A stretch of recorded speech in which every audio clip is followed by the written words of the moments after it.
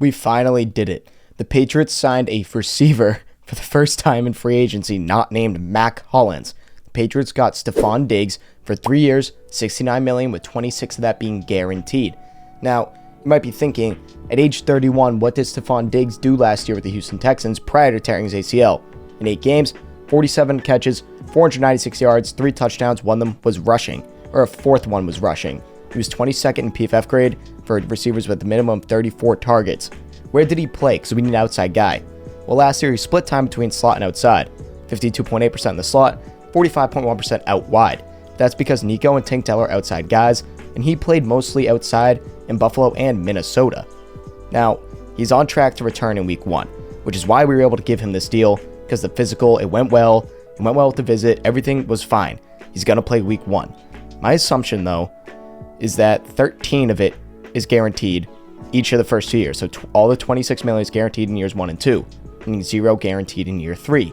That is because he'll be 34, turning 35 in that third year, and we can cut him if he does not live up to expectations. Now, he's on the wrong side of 30, so him not living up to expectations is definitely a thing that could happen, but who knows? He played decent last year, averaging 62 yards per game in those 8 games. And again, he only got hurt after playing 53 snaps in the Colts game in week 8, so maybe, would have been a little higher, the average.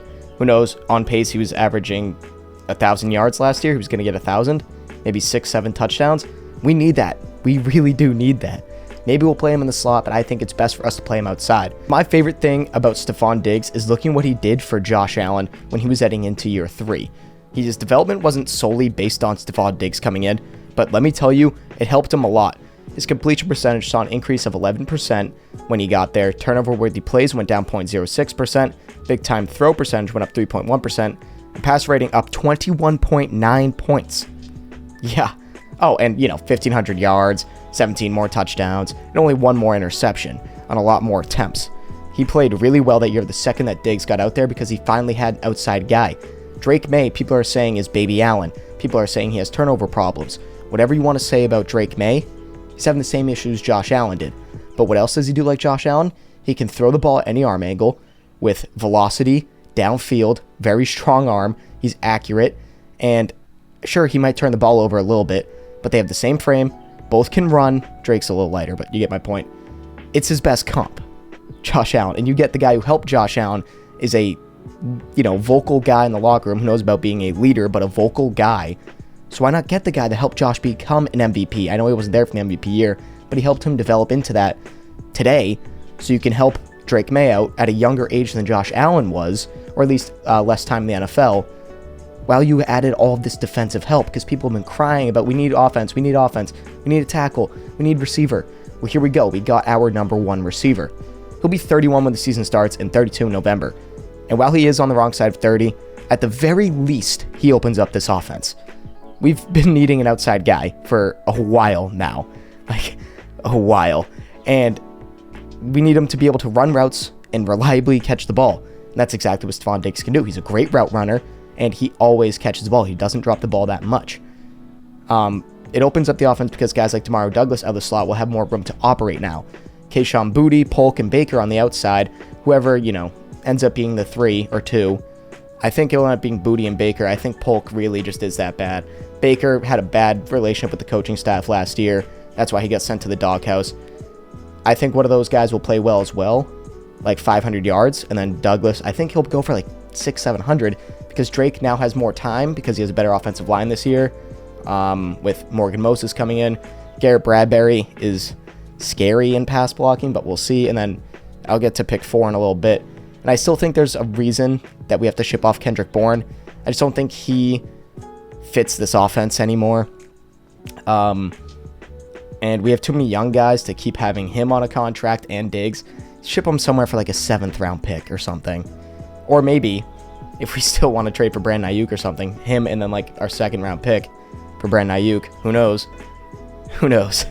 But I really do think the Stefon Diggs signing is great, because it opens up this offense with guys like Douglas, Boutte, Baker, Polk being able to have more room to operate, besides being stuck in an offense where no one can get open, because the corners can just, they don't have to play that hard. They have to play 100%. Obviously, you do every snap, but it's not like you're going against the Texans receiving core, or, like the Eagles or something like that.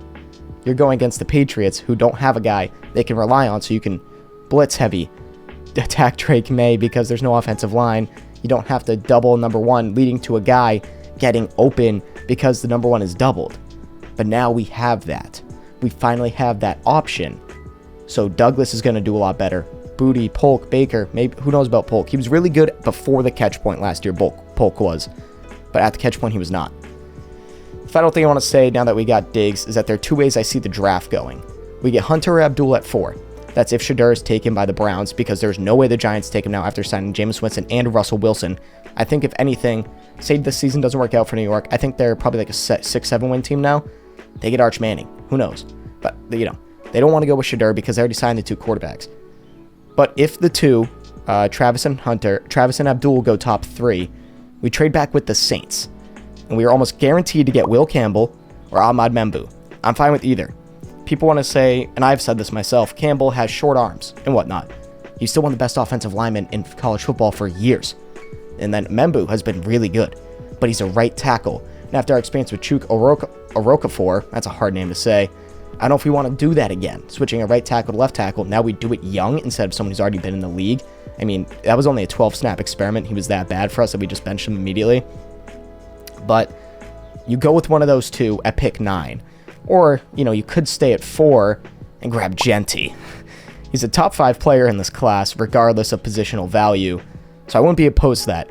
It's not my favorite option, but it's not a bad idea. Because imagine a backfield of Genty and Ramondre Stevenson with one of the best run blocking centers in the league at center. He still can't pass block.